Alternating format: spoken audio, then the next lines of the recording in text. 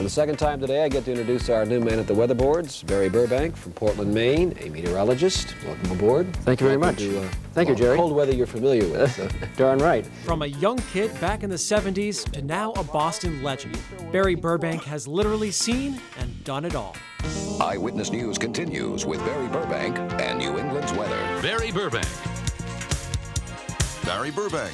This is Barry Burbank. It's my real name. I never did change it. I've had it since 1925.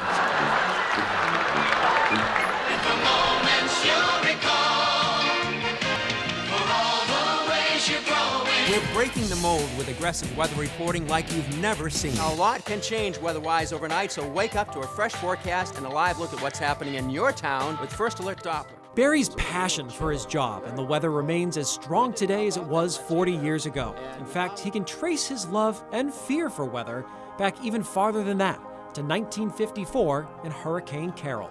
It was just so loud, the rain hitting the windows, the howling wind, the trees that were coming down. I was going like this with my hands. The other thing I remember, my mom taking me by the hand and leading me down in the basement. From there, he was hooked. My idol was Don Kent. He worked right here at the station. He was my mentor, and I watched him every morning. I did visit him when I was a teenager. He actually came down here and to this station, and when I walked into the studio, I go, whoa, I love the studio so much that I actually went home and built a scale model of that studio in my bedroom. Threw everything out, left the bed in the middle of the room, and just did weather reports. Stand by at X1. This is News Center 6. Barry's career began in the year 1976 as Maine's first on-air meteorologist. Well, I got the job in Maine, and the first meteorologist, on-air meteorologist in Maine, in Portland.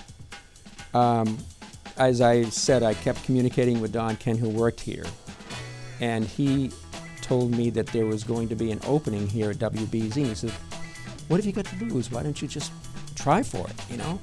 I came down for the interview. There was no interview. I just walked into the office and they told me, well, here's what we'd like you to do if you'd like to accept the job. And I go, what? From there, he never looked back. Year after year, decade after decade, Barry has been working tirelessly to give the viewers at home an accurate forecast. We can look forward to temperatures being some 5 to 8 degrees higher Its tomorrow. track is crucial as to what kind of precipitation we get here. Humidity is low, the pressure is high. Tomorrow morning, this is what you'll wake up to. Conditions are favorable for clearing skies It's here. going to tend to lift to the north. Barry has worked alongside some true legends here at WBZ. I've worked with so many great people here, so many nice people. It's just, I wished I'd kept a record. I would probably have a scroll that would go out down the front hallway and out the door and down Soldiers Field Road for about 2 miles for the number of people that I've worked with. Aside from being a brilliant meteorologist, Barry has a terrific sense of humor and has certainly had his share of fun over the years. We can take a look at the cloud cover across much of the nation. This is what we call an enhanced infrared picture, which basically shows us the cloud cover, and we also know it's quite windy in the studio. It's going to be clear, it's going to be very pleasant, and temperatures will be in the range of about 60 degrees. It's a good morning for a cup of coffee. Let's share together. He doesn't drink coffee. I had it the wrong way. I keep forgetting you're not a coffee guy. I just don't know how to hold a cup. We've got some problems here, so. Okay, well, let's get all this nonsense. Barry's humorous and humble nature has endeared him to the viewers of Boston like no other. And after logging thousands and thousands of hours and working every possible shift at WBZ over the years, he has still found time to inspire countless young minds into pursuing a career in science. I estimate that I've done probably about 1,600, 1,800 schools. I would have to say it's got to be like 175,000 kids that I've seen over the years. And his message to all those future scientists? I would totally support them. That's their passion, their dream. I always say go for it. You just got to keep digging and be enthusiastic and excited about what you're going for, and you'll find a place.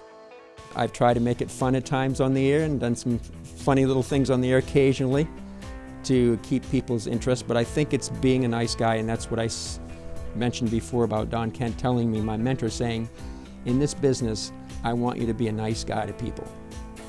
And chances are you'll go a long way if you do.